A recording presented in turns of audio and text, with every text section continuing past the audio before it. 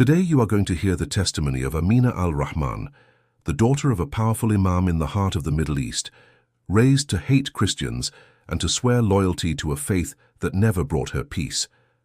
But Amina's destiny changes when, on a silent night, she watches a video of Charlie Kirk debating about Jesus. What seemed like mere curiosity turns into a spiritual war. A mysterious voice calls her name in a dream, and the impossible begins to happen. Persecution, escape, and a confrontation between tradition and faith. This is the journey of a young woman who had to choose between fear and truth. Nothing you are about to hear is ordinary. It's the kind of story that makes you question the limits of the impossible. Before we begin, make sure you're subscribed, like the video, and tell me where you're watching from, because this story is going to move you deeply. I was born in a house where every wall breathed religion. The air smelled of incense and reverence. The sound of prayers began before the sun even rose and continued into the night, when the last worshipper left the mosque. My father, Imam Rahman, was the spiritual leader of our city, a man who not only preached faith, he imposed it with the force of someone who believed he was protecting heaven itself. From a young age, I learned that the fear of disappointing him was the same as the fear of losing my soul. He spoke little, but when he did, his words carried the weight of law. Christians are enemies of truth, he would say. They deceive, distort, corrupt.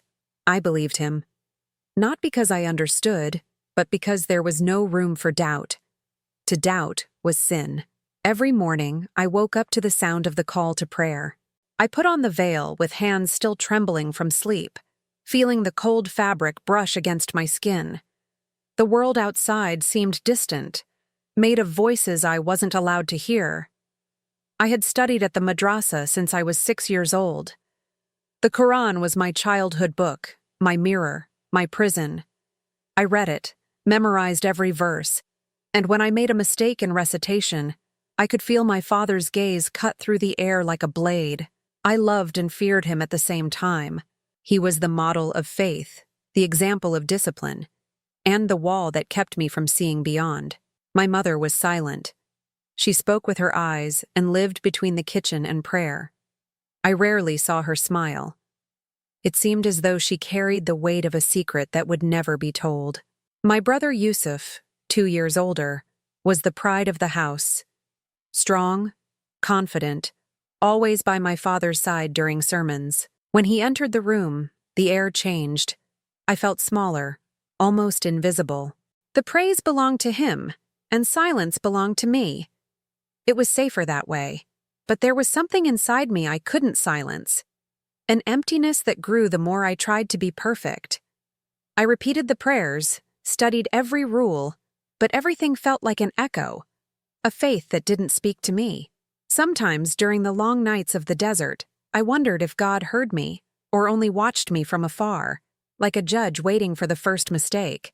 It was during that time that I discovered the power of silence. At night, when everyone was asleep, I turned on the small radio I had hidden in a drawer. I turned the dial until I found a foreign station, strange sounds, different melodies, voices in English that I didn't fully understand. That was my secret. I repeated the words softly, learning the language with fear and fascination. It was like opening a window to a world where people spoke freely, without fear of punishment. I wanted that. Freedom. For years I lived in that contrast. On the outside, the Imam's perfect daughter. On the inside, a prisoner longing for fresh air. I never dared to show it. Until one day, something unexpected struck my routine like lightning. One day, while searching for English videos to practice pronunciation, I found a debate titled, "Faith and Freedom." I clicked out of curiosity. The screen showed a young Western man. His name was Charlie Kirk. He spoke calmly, yet each word seemed to carry an invisible strength. He was neither arrogant nor aggressive. He simply spoke truths with serenity. At one point, he said something that made time stop. Jesus did not come to bring religion. He came to bring reconciliation. That sentence pierced my heart like an arrow. Reconciliation, a word I had never heard in the context of my faith. It felt forbidden and yet irresistible. I froze, feeling my heartbeat quicken. But suddenly, my bedroom door burst open. The noise was like an explosion. It was my father. He entered, and the look he gave the screen was the same as if he had witnessed a desecration. In seconds, he tore the phone from my hands. "What are you watching?" he shouted. "It's just English. I'm learning the language," I tried to say. "Lies!" he roared. "You're listening to infidels. You've been contaminated." The word contaminated hit me harder than the scream. He left the room, locked the door from the outside, and left me in tears. In that moment, I realized that silence could be a far crueler prison than any cell. The following days were endless. I couldn't go out, couldn't study, couldn't use my phone. My thoughts were my only company. At night, lying in the dark, I whispered the word that would not leave me alone. Reconciliation. What did it mean? Why had that simple phrase shaken me so deeply? It was during one of those nights that everything changed. I was alone, feeling a weight on my chest. I began to speak, not knowing to whom. "God, if you are real, speak to me. I don't know what to believe anymore." I said no formal prayer, no ritual. They were simple, broken words. A muffled cry from someone tired of trying to be perfect. I closed my eyes, expecting the usual silence. But what came was different. The sound of the wind disappeared. I felt a presence. At first, I thought it was a dream. I was in a vast desert, the hot ground burning my feet. The sky had a reddish hue, as if it were about to rain fire. I walked aimlessly, exhausted, until a light began to appear ahead. It was bright, alive, almost tangible. The light grew, and with it came a warmth that didn't burn. It surrounded me. When I lifted my eyes, I didn't see a figure, but a radiant form that emanated peace and power at the same time. And then, I heard it. A voice. Amina. My name. It made me tremble. The voice was not human. It was gentle, yet full of authority. "Who are you?" I asked, my heart racing. And the answer came like thunder inside my spirit. "I am the way, the truth, and the life. And I have called you by name because you belong to me." Those words carved themselves into me. It was as if every syllable carried the weight of an entire universe. I tried to speak but couldn't. Tears began to stream down my face, and I felt a mixture of fear and peace. Two emotions I never imagined could coexist. Suddenly, the desert vanished. I woke up in my bed, gasping for air. The room was bathed in a golden light that didn't come from any lamp. It was a gentle brightness, almost alive. I felt warmth in my chest, as if something was pulsing inside me. I touched my face. It was wet with tears. I sat there, heart pounding, trying to understand what had just happened. I tried to convince myself it had been only a dream, but nothing about that experience felt like a dream. It was too real. The air in the room felt different, as if it had been purified. Even the silence had the sound of peace. Throughout the next day, I kept reliving that moment in my mind. "I have called you by name because you belong to me." Why would he say that? Who was that voice? And why, of all people in the world, would he choose me, the daughter of an imam, raised to hate Christians? As the hours went by, I began to realize that something inside me had changed. The words I once repeated mechanically during prayers now felt empty. It was as if their meaning had been erased by that single phrase. I felt a hunger that wasn't for food, a thirst that wasn't for water. It was as if my heart had finally recognized what it had always been missing: truth. In the days that followed, I tried to ignore it. I went back to my routines, reciting, following the rules. But inside me, there was a new voice, silent, yet constant. It reminded me of the light, of the warmth, of that presence that knew me by name. At some point, I realized I could no longer fight it. It was impossible to forget. I found myself looking up at the sky during prayers, asking silently, "Was it really you? Why me?" And the more I tried to suppress it, the more that presence seemed to surround me. I would wake up in the middle of the night with my heart on fire, feeling a strange mix of guilt and hope.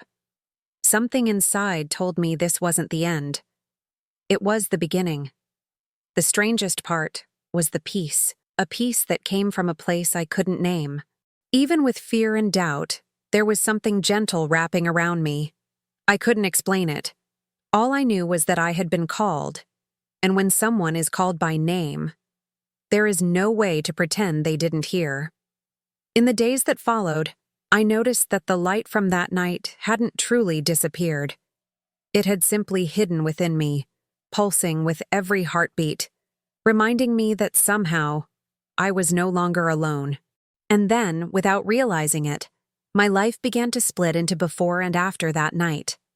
The before, full of fear and blind obedience, and the after, full of questions and a kind of love I still didn't understand. I just didn't know that this love would lead me to lose everything I had. But at that moment, the only thing I felt was that somehow my soul had finally awakened. The morning after that night that changed everything inside me, the house woke in a strange silence, heavy, as if the air carried a warning.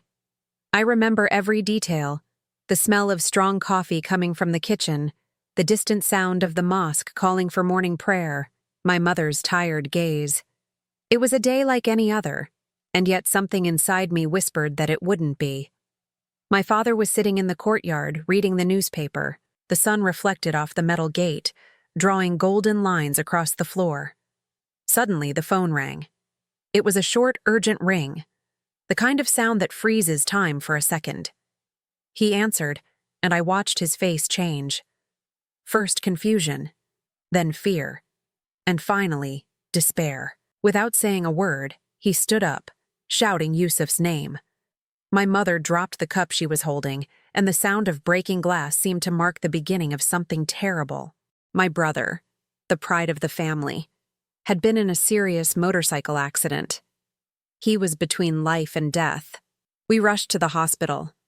The road felt endless. My heart was pounding so hard I could barely breathe. My father muttered prayers aloud, and I sat silently in the back seat, unable to think of anything but the voice that had called me days earlier. I am the way, the truth, and the life. Those words echoed inside my chest. When we arrived, the hospital corridor was crowded. The white lights reflected on anxious faces, and every second felt like an eternity. Yusuf was unconscious, intubated, his body covered in wounds. The doctors said his condition was critical. My father fell to his knees and prayed fervently, begging for mercy. I stood there watching him, and for the first time, I felt that my prayers could no longer be the same. I closed my eyes, and in silence, prayed in a way I never had before. Jesus, if it was you who spoke to me, save my brother.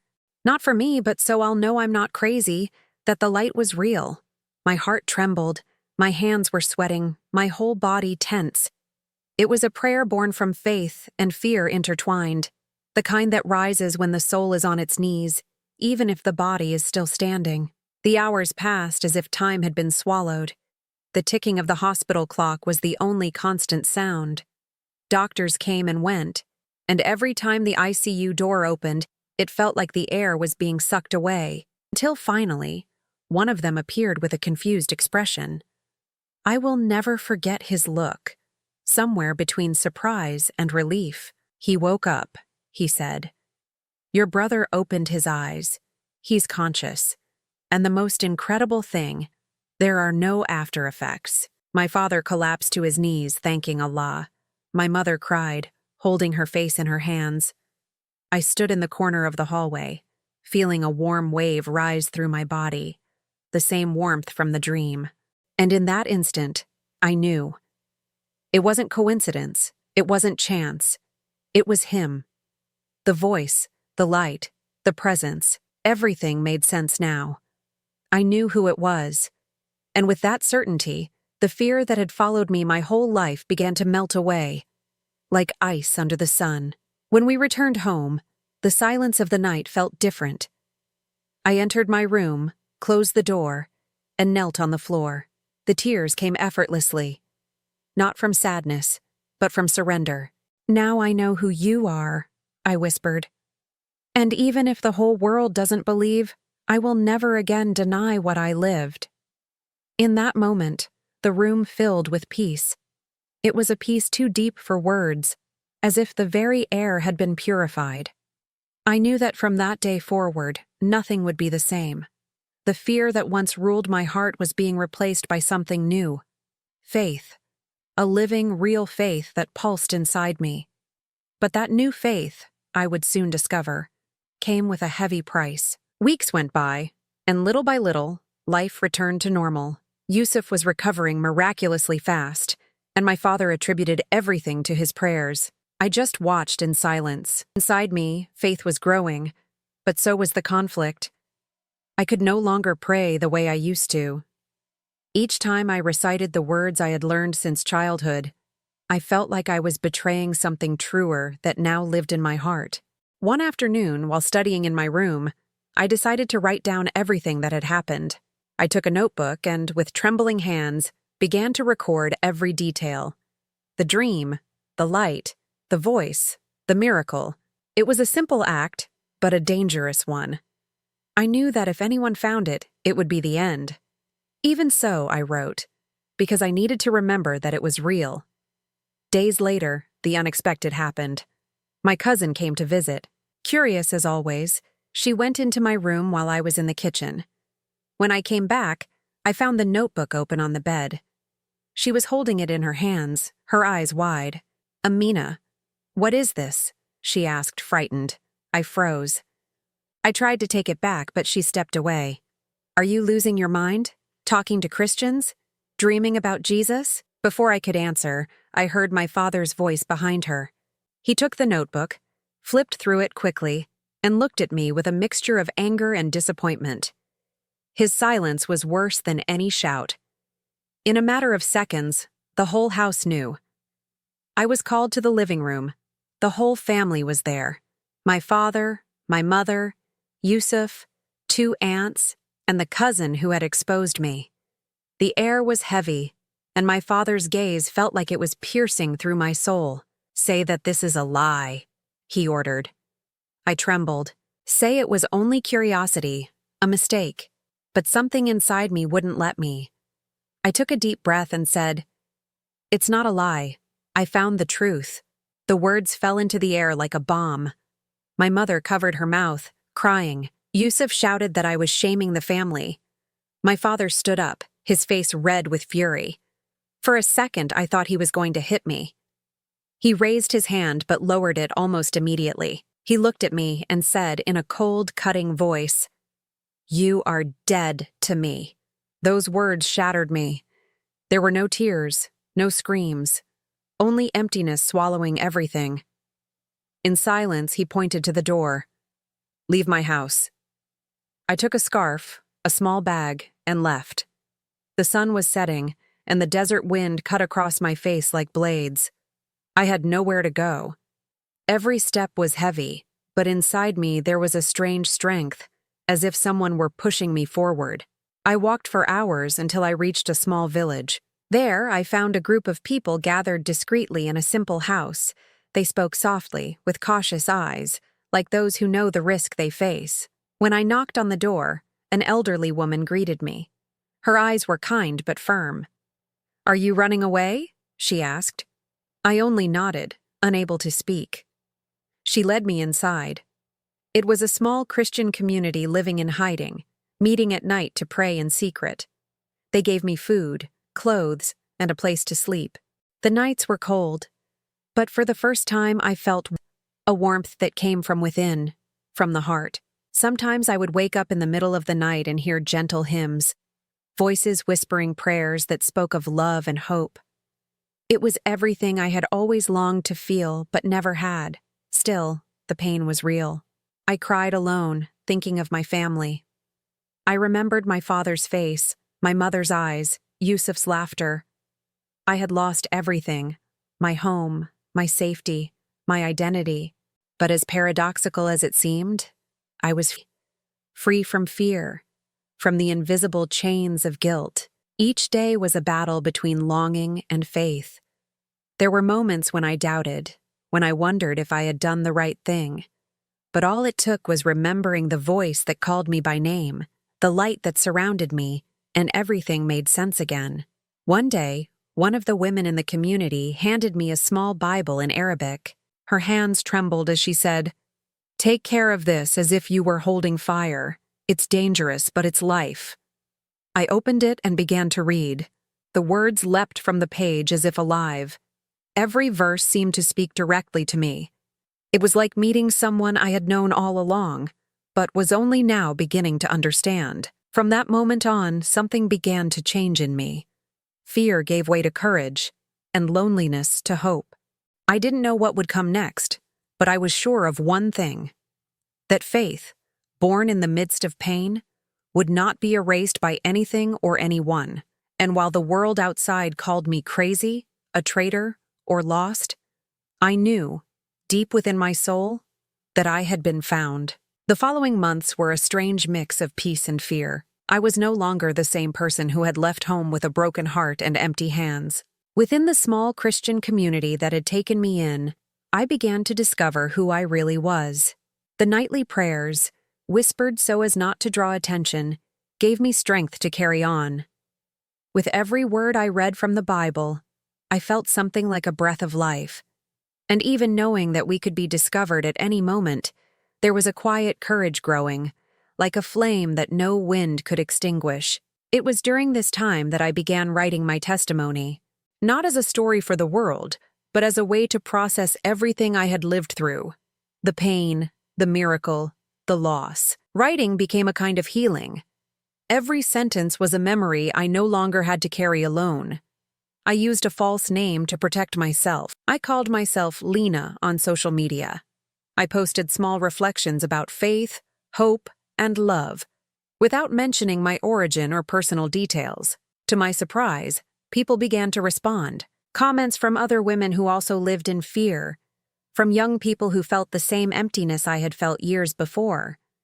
Some messages came from places so far away I could hardly believe it. It was as if, suddenly, my voice had crossed invisible borders. One morning, when I opened my message box, I saw something that made my heart stop. It was a short sentence, but impossible to ignore. "I am your father. I know you're alive. I want to see you."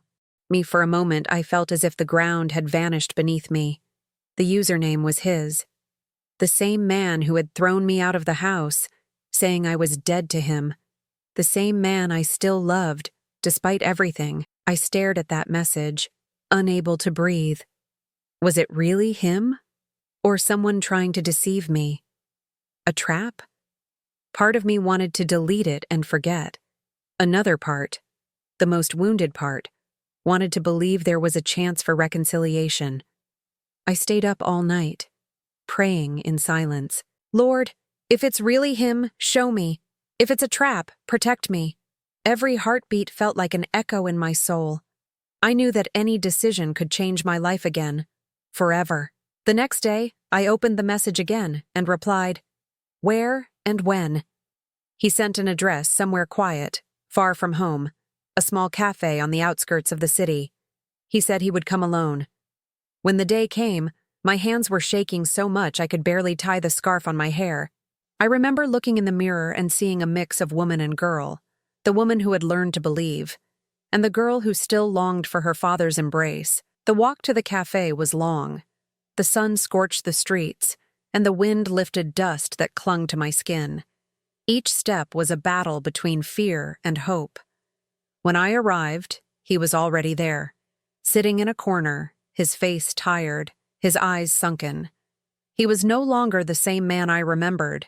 Imam Rahman, the imposing, authoritative figure, was gone. Before me sat only a weary father. He looked at me in silence for a long time. Then, with a trembling voice, he said, "Since the day you left home, I haven't slept in peace."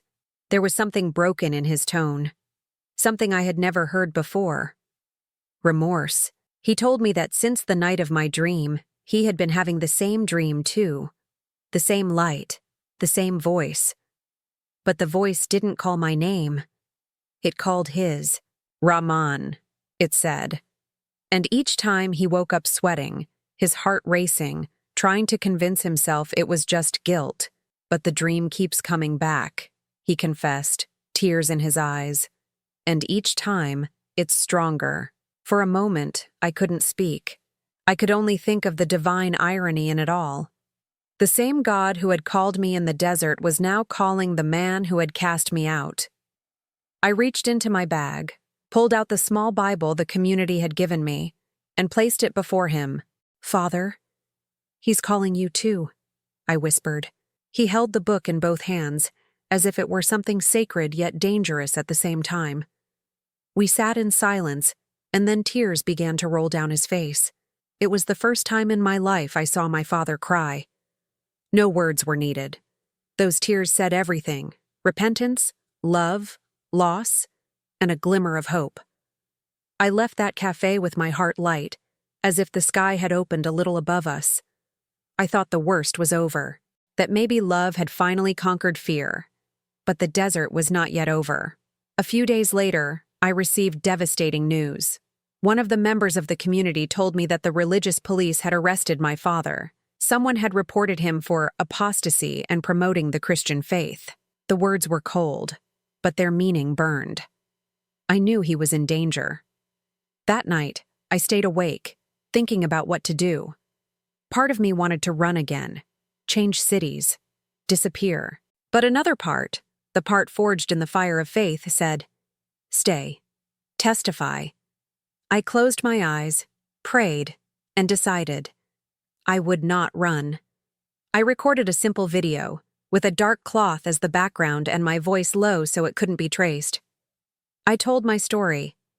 I spoke about the dream, about the miracle, about the reconciliation between a daughter and a father that the world said was impossible. I didn't use names or places, but anyone who listened knew exactly what I was talking about. I posted the video, then the second, then the third, and something happened that I never expected. Comments began to appear from people in the Middle East, Africa, and Asia, saying they had dreamed of the same light, of the same voice. Some said they had been touched by the story and wanted to know more about that Jesus who called people by name. The video spread like fire through dry grass. It wasn't about me, it was about him.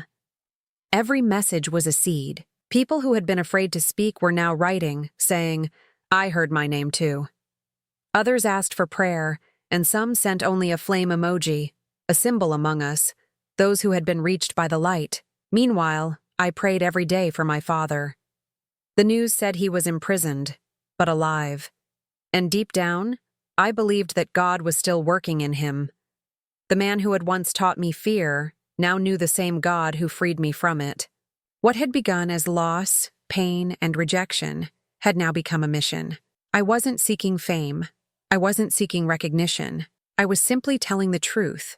And that truth, simple, living, irresistible, began to cross borders. Weeks turned into months, and the messages never stopped coming. People who once hid were now brave enough to write their own testimonies. Some began to gather in secret, using my recordings as a spiritual meeting point. I, who once feared speaking the name of Jesus aloud, now proclaimed it in languages I didn't even know I understood. Every time I prayed, I felt the same warmth that had surrounded me in the desert. It was as if he were saying, "Keep going. There are still many who need to hear." In time, I was able to leave the country. It wasn't an escape. It was ascending. A new chapter born from obedience. I arrived in a distant nation, where for the first time I could walk the streets without fear of being watched. The air felt different. I took a deep breath and gave thanks. I began working as a translator of testimonies. Stories like mine, from people who had found love in the midst of persecution.